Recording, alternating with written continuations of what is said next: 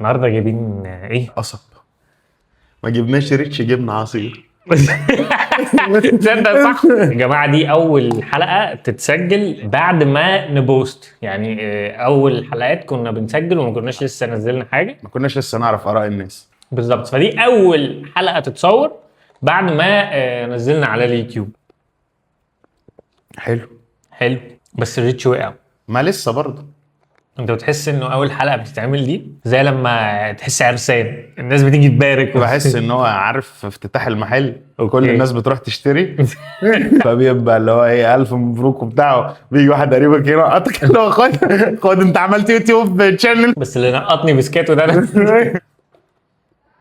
انا فضلنا كل حلقه بنجيب حاجه كده والسكر بيزيد اخر حلقه في السيزون هنجيب انسولين. انا بركب اوبر كل يوم وانا رايح الشغل، ما بيبقاش عندي فرصه ان انا اتكلم مع سواق الاوبر. ليه؟ لانه الصبح وانا رايح ببقى لسه صاحي. انا من الاشخاص اللي هي لما بتقعد تفوق فتره طويله قوي فببقى مش عايز اتكلم. فالطريق وانا رايح ببقى ساكت لان انا لسه بفوق.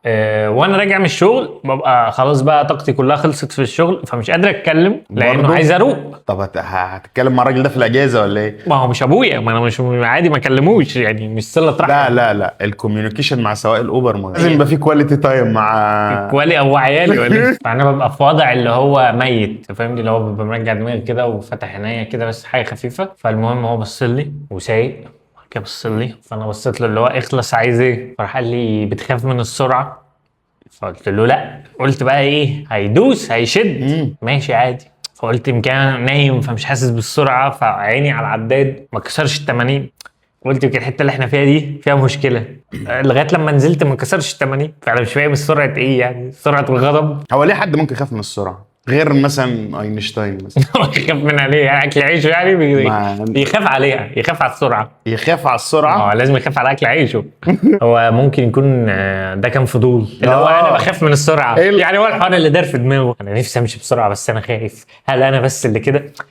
انت بتخاف من السرعه؟ فقلت له لا. يا لهوي، انا حاسس انه كان مثلا السؤال اللي بعده طب ايه لونك المفضل الكلام ده. عايز اقول له بخاف من السرعه وبخاف من المدير اكتر فيخلص. انا من كام يوم كنت ماشي، واحد راجل ماشي بسرعه جدا بيمد كانه مثلا وراه حاجه هتضيع منه. مش ده الغريب، ماسك ايه في ايده؟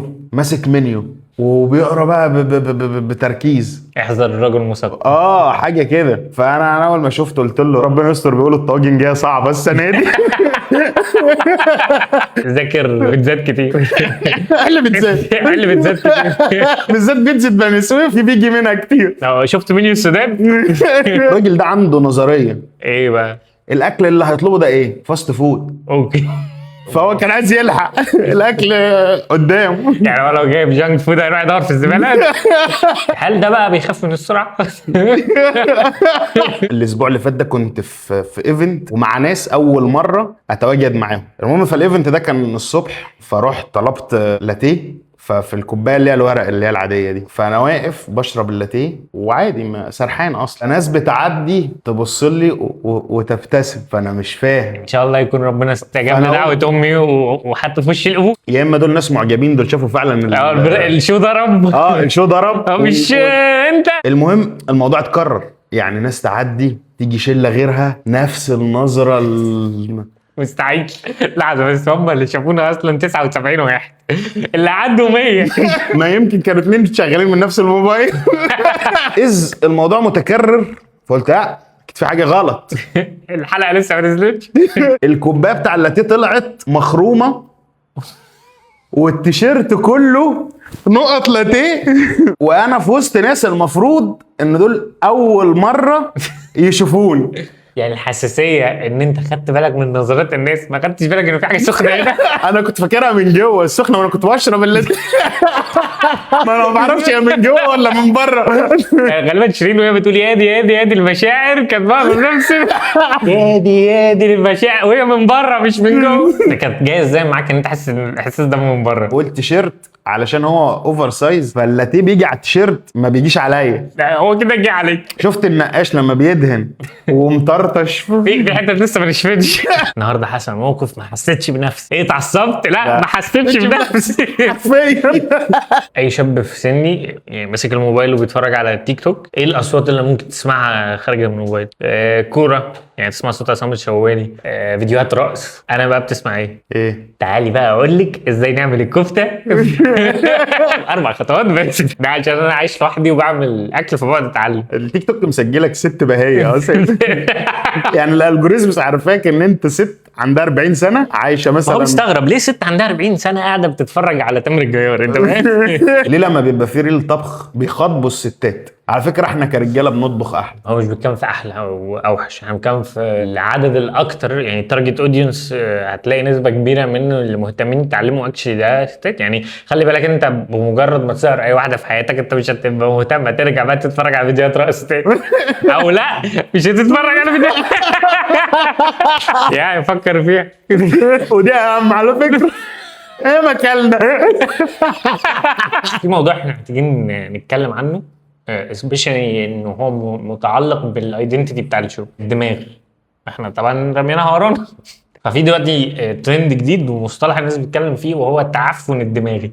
عدى عليك الحوار ده؟ عدى علينا الموضوع ده. تعريف التعفن الدماغي او سببه انه بسبب ان انت بتتفرج على ريلز كتير ومحتوى رقمي قصير، شورت فورمات دي بتخلي تركيزك واستيعابك وفهمك بيبقى صغير جدا، ما بتقدرش تركز في حاجه، لان انت كل المعلومه اللي بتوصل لك 15 ثانيه 15 ثانيه 15 ثانيه في الرينج ده. بسبب ده انه تركيزك بيبقى قليل، ما بتقدرش تعمل حاجه غير ان انت ماسك الموبايل، ما بتقدرش تسيب الموبايل من ايدك، لازم تبقى بتتفرج على ريلز على ريلز على ريلز. بيتكلم بقى في انه ما بتقدرش تنتج، بيبقى عندك شعور بالاكتئاب زايد. الاعراض دي اذا انت عندك تعفن دماغي، بس احنا بنغسلها. ايه تاني يندرج تحت التعفن الدماغي؟ يعني انت لما تخش تقول لي دي ممكن اعملها بسعر ارخص، طب ما ده تعفن دماغي. حتى لو بتعرف تتفرج على حلقه الدحيح من غير ما ترمش، ده تعفن دماغي. وهعملها بالاي اي دي برضه، ده تعفن دماغي. حتى لو بتتفرج على مسرحيه 3 ساعات من غير ما تقوم تخش ده تعفن دماغي. هبعت لك كل الفلوس بعد ما تخلص، ده تعفن دماغي. بس ده معفن بجد، اللي بتدفع الفلوس ده معفن. ده تعفن دماغي وده تعفن مادي. يعني هو خلينا نتكلم انه ايه الاخطر، التعفن الدماغي ان انت تبقى معفن، ولا التعفن الدماغي اللي هو اللي بيجي لك ان انت تبقى قصير التفكير؟ بص، تفكيرك ده لنفسك. ما تقرفنيش انا، يعني انا نعم للتعفن الدماغي.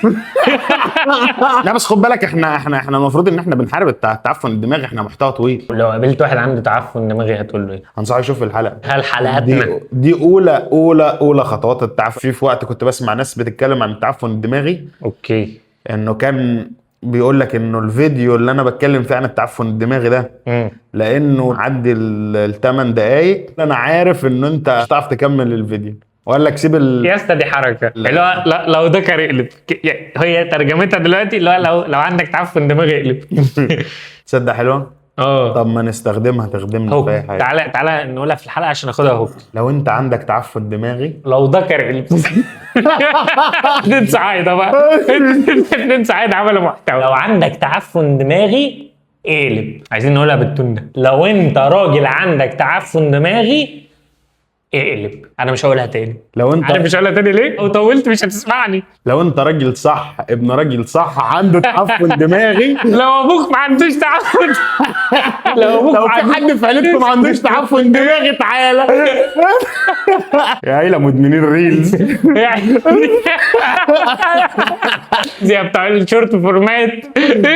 هل تفتكر هيجي وقت تبقى دي الشتايم؟ يعني يقول لك بس ده متعفن دماغيا، هترد عليه؟ هو انا هكلم واحد بيتفرج على الشورت فورمات زيك؟ الناس اللي بتعمل كونتنت عن التعفن بيجي في الفيديو لسبب ما اعرفش ليه، يقول لك بص سايب ايدي اهو وبتفرج على الثانيه ال50. ال 52 اهي. لا بيقول لك 55 دقيقتين وانا سايب ايدي اهو يا متعفن. لو راجل يوصل لنص الفيديو. عارف اللي هو يروح يقول له بص انا هشتمك بامك في الدقيقه 300. هشتمك. انا هنا عيلتكم في اخر الفيديو. لا راجل تعال.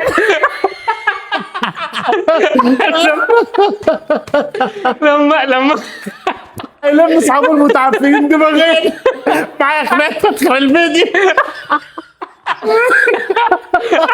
عارف لما كنت تعمل مشكله تروح عايز تخبي ورا تيتا ابنه بقى لما يعمل مشكله عايز تخبي في اخر الفيديو. خد بالك هيفتح لنا باب للكوميديا برضه. ليه بقى؟ انه هيبقى في نكت، واحد فرنسي واحد امريكي واحد متعفن دماغيا. كلهم جريوا على التايم لاين. متعفن دماغيا قال يا ابوي كل ده تايم لاين. مره واحد اسكندراني ربى 2 متعفين دماغي. هل المتعفن دماغيا ده ما يقدرش يجيب حاجه من فوق الدولاب؟ مش طويله؟ هل منطقي. المتعفن دماغيا لو بيلعب معاك حاجز خماسي ورميت له واحده ثرو ما يقدرش يجيبها عشان طويله؟ لازم تشتغل مع الشورت باص. ما يعرفش يسافر برضه، خد بالك، لانه سكه مسافات. مسافات. بيطلع من البيت ينزل السلم ويطلع تاني. بيلوب يعني. وجبته المفضله رز ولوب. حتى الفيديوهات اللي بتعالج التعفن الدماغي مش مناسبه للناس اللي عندها تعفن دماغي، لان ده بيقول لك 9 حاجات لعلاج التعفن. هو لو عنده تعفن دماغي هيوصل لرقم 9، هيسمع اول 3 ويقول لك خلاص انا خفيت. غبي. ممكن احمد مكي يعمل اغنيه عن التعفن الدماغي. سحبت بنت اختي 3 سنين ناحيه شباك، هاتوا التيك توك بسرعه. لا ارتكب جنايه. بيجي منين التعفن الدماغي؟ مم. ان انت ريل واحد بيهرج وبيضحك أوكي. فبتضحك، الريل اللي بعده ها. واحد بيعيط فبتعيط. يعني انت تبقى مبسوط لما يبقى واحد بيعيط انا قاعد بضحك. كده كده انا سليم. يعني هو ده اللي مش تعفن. فقال لك انه مخ الانسان اوكي. مش مبرمج على السرعه دي من المشاعر. حتى بص بيلف ببطء. هل المجتمع ممكن يقبل واحد متعافي من التعفن الدماغي ولا هيفضل بيحكم عليه بسبب ماضيه؟ اصل هو بره الكلام ده كله، بره الكلام ده كله. انت ترضى تناسب واحد عنده تعفن دماغي؟ ازاي تقدر تكتشف واحد متعفن دماغيا؟ يعني لو حطينا واحد متعفن دماغيا في الميكروباص تكتشفه ازاي؟ واحنا بنلم الاجر. خليه يجمع مثلا ايه، يقول له خد 3 من 10. ولا هيقعد على الكرسي القلاب؟ لو في دكتور اكتشف علاج للتعفن الدماغي، هيوصف له المريض الدواء ازاي؟ ازاي؟ هيقول له خد منه حبايتين على الريل. بتعمل بقى افلام زي بتاعت بدل فائد ويقول له ما انت لو كنت مكاني في بيت الريل فيه زي الرز والشورتس فيه في كل حته كان زمان انا اللي بضربك بالقلم ده. حضرة المتعفن. بس فلو انت متعفن وصمدت لاخر الحلقه يعني عاش. كمل انت اقوى من التعفن. ما تنساش لايك، شير، كومنت، سبسكرايب. انت بتدعي له مرتين يعني عشان هو متعفن انت بتزاوله؟ لا هو قالها مرتين فعلا مش بتهيألك. كومنت. ما تقعدش بقى تضايقه. احنا وصلنا لفين؟ يعني انت اللي عندك تعفن وبس. ولو فيكم راجل ابن راجل مش متعفن دماغيا يستنى الفيديو اللي جاي. بالظبط.